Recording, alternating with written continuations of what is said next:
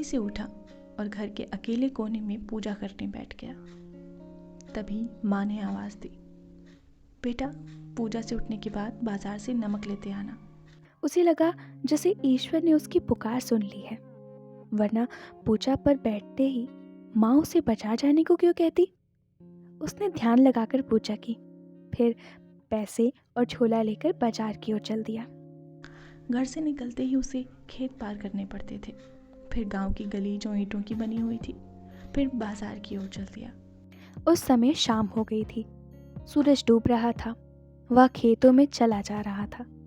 आंखें आधी बंद किए ईश्वर पर ध्यान लगाए और संध्या के मंत्रों को बार बार दोहराते हुए। उसे याद नहीं उसने कितनी देर में खेत पार किए, लेकिन जब वह गांव की ईंटों की गली में आया तब सूरज डूब चुका था और अंधेरा छाने लगा था। लोग अपने अपने घरों में थे। धुआं उठ रहा था। चौपाए खामोश खड़े थे। नीम सर्दी के दिन थे। उसने पूरी आंख खोलकर बाहर का कुछ भी देखने की कोशिश नहीं की। वो अपने भीतर देख रहा था, जहां अंधेरी में एक झिलमिलाता प्रकाश था, ईश्वर का प्रकाश। और उस प्रकाश के आगे वो आंखें बंद किए मंत्र पाठ कर रहा था। अचानक उसे अजान की आवाज़ सुनाई दी। गांव के सिरे पर एक छोटी सी मस्जिद थी। उसने थोड़ी सी आंखें खोलकर देखा। अंधेरा काफ़ी गाढ़ा हो गया था। मस्जिद के एक कमरे बराबर दालान में लोग नमाज के लिए इकट्ठा होने लगे थे। उसके भीतर एक लहर सी आई। उसके पैर ठिठक गए, आंखें पूरी बंद हो गई। वो मन ही मन कह उठा, ईश्वर यदि तुम हो और सच्चे मन से तुम्हारी पूजा की है तो मुझे पैसे दो, यहीं इसी वक्त। वो वहीं गली में बैठ गया। उसने ज़मीन पर हाथ रखा। ज़मीन ठंडी थी। हाथों के नीचे कुछ चिकना सा महसूस हुआ। उल्लास की बिजली सी उसके शरीर में दौड़ गई। उसने आंखें खोल कर देखा। अंधेरे में उसकी हथेली में ठंडी दमक रही थी। वो मन ही मन ईश्वर के चरणों में लौट गया, खुशी के समुद्र में झूलने लगा।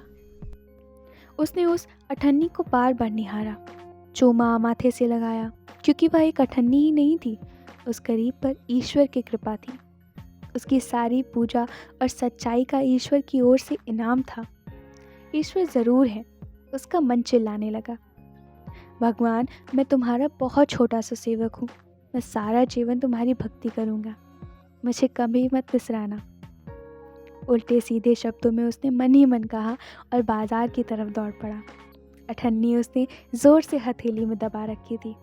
जब वो दुकान पर पहुंचा तो लालटेन जल चुकी थी। पंसारी उसके सामने हाथ जोड़े बैठा था। थोड़ी देर में उसने आंखें खोली और पूछा, क्या चाहिए? उसने हथेली में चमकती अठन्नी देखी और बोला, 8 आने का सफ़ेद गुड़। यह कहकर उसे घर से अठन्नी पंसारी की तरफ गद्दी पर फेंकी, पर यह गद्दी पर ना गिरकर उसके सामने रखे धनिये के डिब्बे में गिर गई। पंसारी ने उसे डिब्बे में टटोला, पर उसमें अठन्नी नहीं मिली। एक छोटा सा कपड़ा ज़रूर था, जिसे पंसारी ने निकाल कर फेंक दिया। उसका चेहरा एकदम से काला पड़ गया। सिर घूम गया, जैसे शरीर का खून निकल गया हो। आंखें छलछला आईं।